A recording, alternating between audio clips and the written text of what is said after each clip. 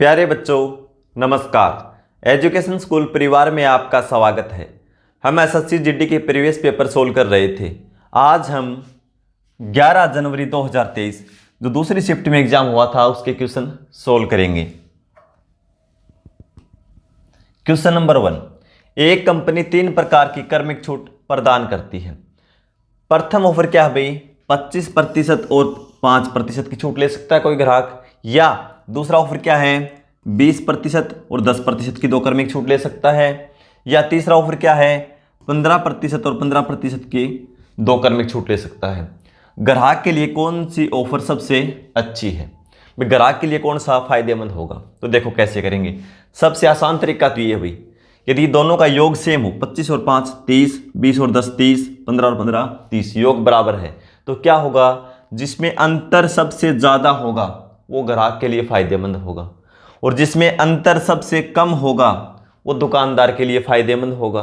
तो देखो, अंतर ज़्यादा इसमें है, कम इसमें है। इसमें अंतर है ही नहीं, 0 का अंतर है, इसमें 20 का अंतर है, तो ग्राहक के लिए फायदेमंद होगा।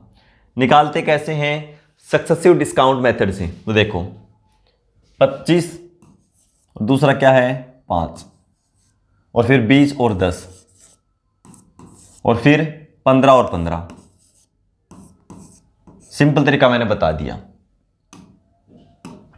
भी, a plus B minus A B बटा 100। इन 25 और 5 की गुणा करेंगे 125 और बटा में 100, तो कितना हो जाएगा ये? 25 और 5 30, 30 में से 1.25 घटा देंगे, कितना हो जाएगा? 30 में से 1.25 घटाएंगे 29, और ये 28.75।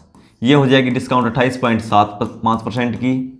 ये हो जाएगा 30, 20 गुणा 10 करेंगे 200 बटा में 100, 2 0 कैंसिल करो, 30 में से 2 घटाएंगे यानी ये 28% डिस्काउंट मिलेगा इस पे 15 15 225, ठीक है। 30 में से 2.25 घटा देंगे यानी 27.75%। तो ग्राहक के लिए सबसे ज़्यादा कौन सी हुई? जिस पे ग्राहक को ज़्यादा छूट मिलेगी वही ग्राहक के लिए अच्छा है, ठीक है। तो 28.75 हो जाएगा। लेकिन दुकानदार के लिए पूछे तो जिसमें अंतर कम हो और ज़्यादा हो ग्राहक के लिए फायदेमंद, ठीक है। तो कौन सा हो जाएगा? पहला ऑफर सबसे अच्छा है ग्राहक के लिए, तो ऑप्शन डी हो जाएगा। Question number 2। ए एक कार्य को 72 दिनों में और बी 90 दिनों में, ए तो कर सकता है 72 दिन में, बी उसी कार्य को 90 दिनों में। उन्होंने 30 दिनों तक एक साथ कार्य किया, दोनों ने मिलकर 30 दिन तक कार्य किया, और फिर बी ने छोड़ दिया। शेष कार्य को पूरा करने के लिए ए द्वारा लिए गए दिन ज्ञात कीजिए।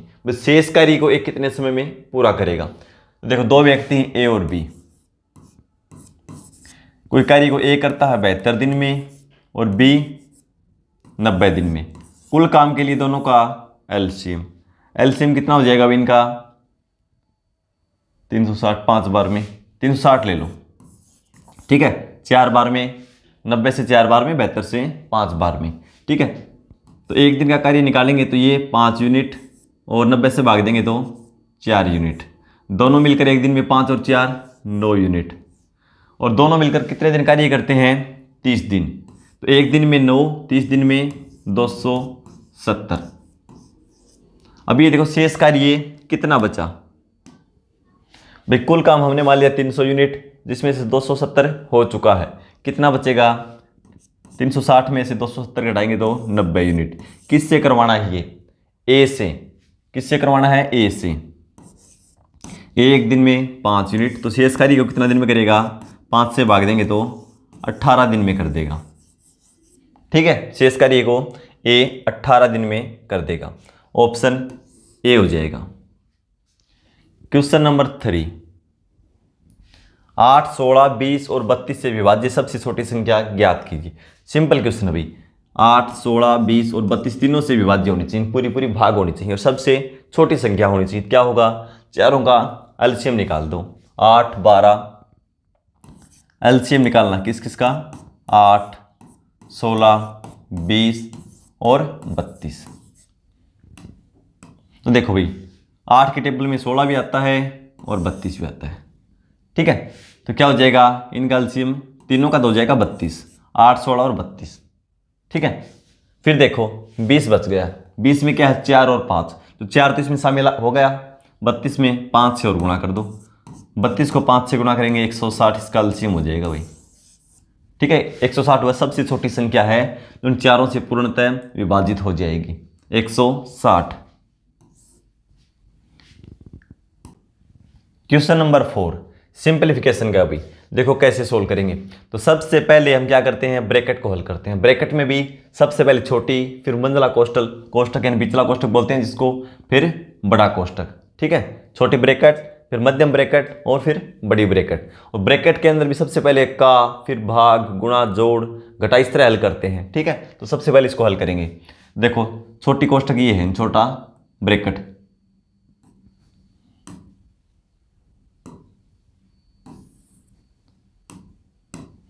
तो देखो 6 और 4 की गुणा करेंगे कितना हो जाएगा, 24। किसका रहेगा, माइनस का, और ये भी माइनस का है 2, तो 24 और 2 कितना हो जाएगा, 26। किसका रहेगा, माइनस का। 26 माइनस का प्लस का 16, घटाएंगे तो 26 में 16 घटा देंगे, क्या बचेगा, 10, और किसका होगा, माइनस का।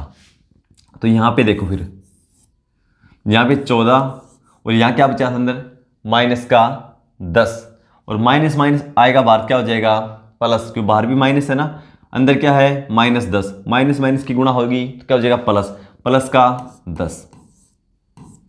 ठीक है, छोटी ब्रैकेट हमने हटा दी। अब क्या बचा इसके अंदर, 24 विद 14 और 10, 24 यहां तक सोल्व कर दिया हम, कितना आंसर आ गया, 24। अब 24 किस चीज का होगा, प्लस का, बाहर निकलेगा जैसे ही ब्रैकेट से, ये हटाएंगे ब्रैकेट तो बाहर क्या है, माइनस, माइनस और प्लस क्या हो जाएगा, माइनस, तो माइनस का 24 हो जाएगा, यानी 20, फिर यह हुआ -24। ठीक है, अब इसको हल करेंगे, 20 और -24, तो 24 में से 20 घटा दें, क्या बचेगा, माइनस का 4, और बाहर क्या है, 40, माइनस, और यहाँ -4। जैसे ही ब्रैकेट हटाएंगे माइनस माइनस क्या हो जाएगा, प्लस, तो 40 और 4 क्या हो जाएगा, 44। ठीक है, ऑप्शन सी हो जाएगा। क्वेश्चन नंबर 5, एक क्रिकेट क्लब में औसत उपस्थिति पिछले वर्ष की 5,640 से गिरकर इस वर्ष 3,820 हो गई। पिछले वर्ष की तुलना में इस वर्ष कितने प्रतिशत कमी हुई। तो सबसे पहले देखो पिछले वर्ष कितनी थी भाई, 5,640, और अब कितनी हो गई, 3,000, इस वर्ष 3,820। तो ये देखो पहले कितनी कमी आई,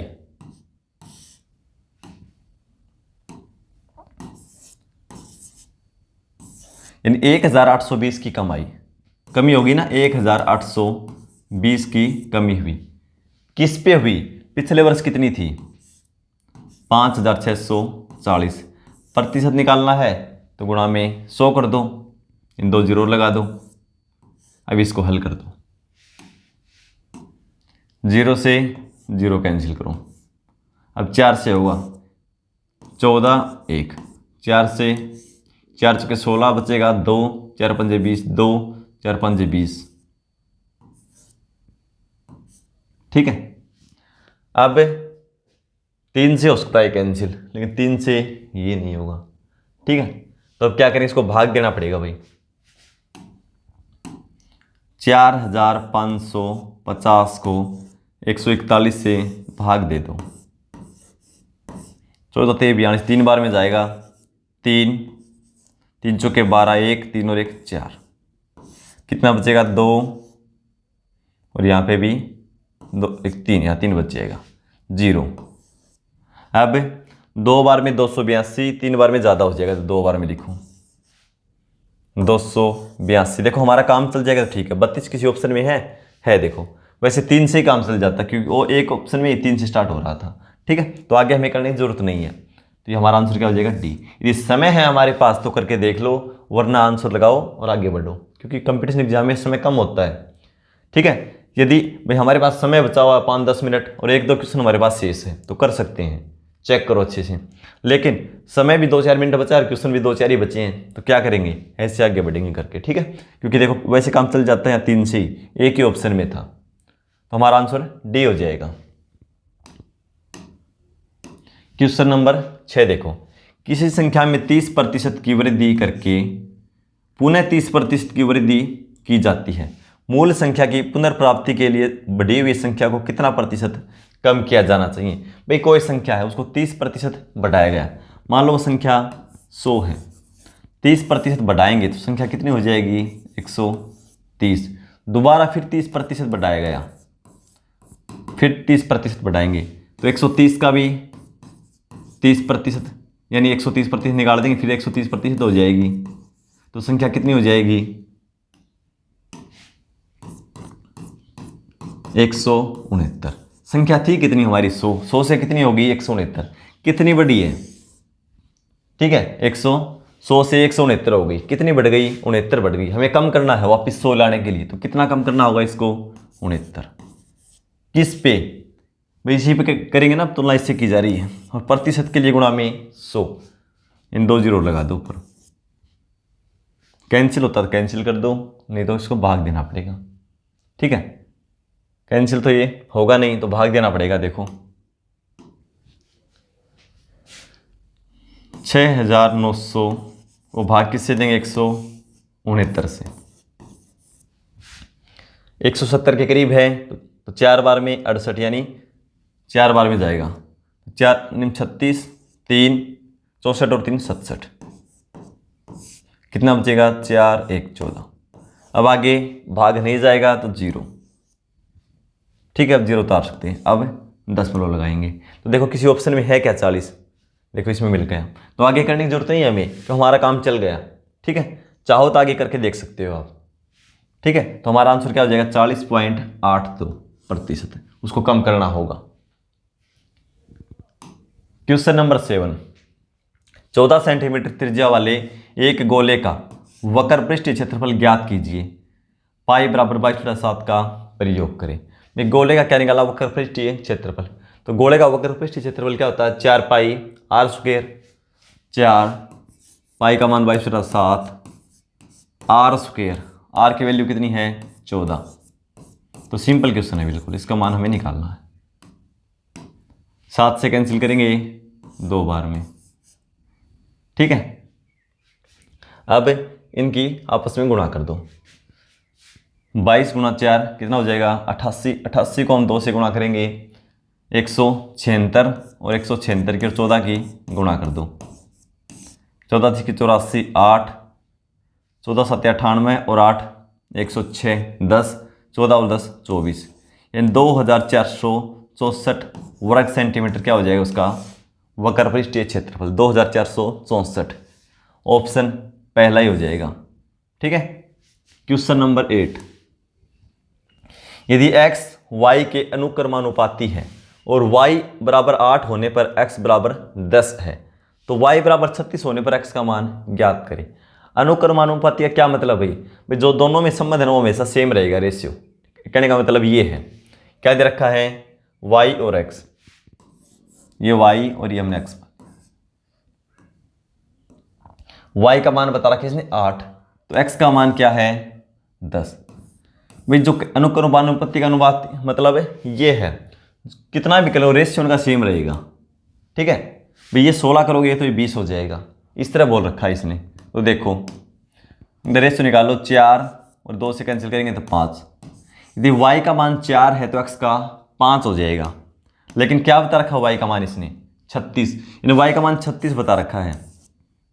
कितने गुणा है 36 को 4 से भाग देकर देख लो, यानी 9 गुणा, तो ये मान भी 9 गुणा हो जाएगा, 9 गुणा 5 45, इतना ही क्वेश्चन है, ठीक है 45। ऑप्शन पहला ही हो जाएगा। क्वेश्चन नंबर 9 देखो, एक बस बाइक से 20%, एक बस है ना बाइक से 20% तेज चल सकती है। ये बस तेज चलती है बाइक से कितना 20%। दोनों एक ही स्थान से एक ही समय पर चलना आरंभ करते हैं। भी एक स्थान से एक ही समय चलना आरंभ करते हैं। एक ही समय पर 60 किलोमीटर दूर एक गंतव्य पर पहुंचती हैं। हालांकि रास्ते में बस 10 मिनट के लिए रुकती है, 10 मिनट के लिए स्टेशनों पर रुकती है। बाइक की चाल क्या होगी। भाई कोई दूरी है, दूरी कितनी है 60 किलोमीटर। एक बस है और एक बाइक है, दोनों एक ही समय, मान लो यहां से चलती हैं दोनों एक ही समय, ठीक है। और एक ही समय चलती हैं और एक ही स्थान से चलती हैं और दोनों एक ही साथ पहुंचती हैं, लेकिन बस तेज चलती है, फिर भी एक साथ कैसे पहुंचेंगी? तो क्या बता रखा है इसमें कि बस रुकती है 10 मिनट के लिए। तो बाइक की चाल पूछा है, तो देखो चाल देखो, स्पीड बाइक से 20% तेज है। 20% का मतलब क्या हो जाएगा भाई? 1/5। ठीक है, 1/5। तो यहां लिख लो बस और यहां लिख लो बाइक। कहने का मतलब ये है, यदि बाइक 5 की स्पीड से जाती है, बाइक 5 की स्पीड से जाती है, तो बस 5 और 1 6 की स्पीड से जाती है। ये रेशियो स्पीड का, एक ही समय पहुंचती है और दूरी भी सेम है, तो समय का अनुपात क्या हो जाएगा? इसके विपरीत हो जाएगा। ठीक है, समय का अनुपात क्या हो जाएगा? 5:6। भाई स्पीड का अनुपात ये है, दूरी भी सेम है। ठीक है, तो क्या समय का अनुपात क्या हो जाएगा? 5:6। लेकिन 5 6 इसने बताया नहीं, क्या दोनों बराबर पहुंचती हैं? तो देखो कैसे होगा संभव। वैसे समय का अनुपात 5:6 होना चाहिए, क्योंकि स्पीड का अनुपात 6:5 है। तो समय का कितना अंतर है? देखो 1 का। ठीक है, समय का अंतर 1 यूनिट का अंतर है, लेकिन क्वेश्चन में अंतर कितना है? 10 मिनट का। क्योंकि 10 मिनट वो नहीं रुकती तो 10 मिनट पहले पहुंच जाती है उससे। तो इसका मतलब क्या हुआ? 1 यूनिट की वैल्यू कितनी है? 10। भाई मान लो बस नहीं रुकती तो क्या होता कि वो 10 मिनट पहले पहुंच जाती, लेकिन रुकी उसी कारण बराबर पहुंचे दोनों। तो 1 यूनिट की वैल्यू कितनी है? 10। तो हमें बाइक का समय चाहिए। बाइक का समय क्या हो जाएगा? 6 की वैल्यू कितनी हो जाएगी? 6 को 10 से गुणा कर दो, यानी 60 मिनट। और 60 मिनट का मतलब 1 घंटा, यानी बाइक 1 घंटे में पहुंच जाती है। और दूरी कितनी है? 60 किलोमीटर। दूरी कितनी है? 60 किलोमीटर। और समय कितना लेती है बाइक? 1 घंटा। तो दूरी बटा समय कर देंगे तो चाल आ जाएगी कितनी? 60 किलोमीटर पर आवर। ठीक है, सिंपल क्वेश्चन है बिल्कुल। ऑप्शन ए हो जाएगा। क्वेश्चन नंबर 10 पे चलो। 10 व्यक्तियों में से 9 व्यक्तियों ने अपने नाश्ते पर प्रत्येक 15 रुपये खर्च किए। भाई प्रत्येक ने 15 रुपये खर्च किए। 10 व्यक्ति टोटल, 10 में से 9 ने, प्रत्येक ने 9 ने क्या किया है? 15 रुपये खर्च किए नाश्ते पर। 10वें व्यक्ति ने सभी लोगों के औसत व्यय से 9 रुपये अधिक खर्च किए हैं। 10वें ने क्या किया? औसत से 9 रुपये अधिक खर्च किए। जो भी औसत था उन सभी द्वारा खर्च की गई कुल राशि ज्ञात कीजिए। सिंपल तरीके से करेंगे बिल्कुल। देखो हमने मान लिया औसत खर्च, औसत खर्च बिल्कुल सिंपल तरीके से देखना, x मान लिया। तो कुल खर्च क्या हो जाएगा?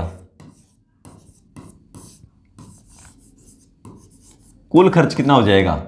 10 व्यक्ति हैं, 10 से गुणा कर दो, औसत x है, तो कुल खर्च हो जाएगा 10x।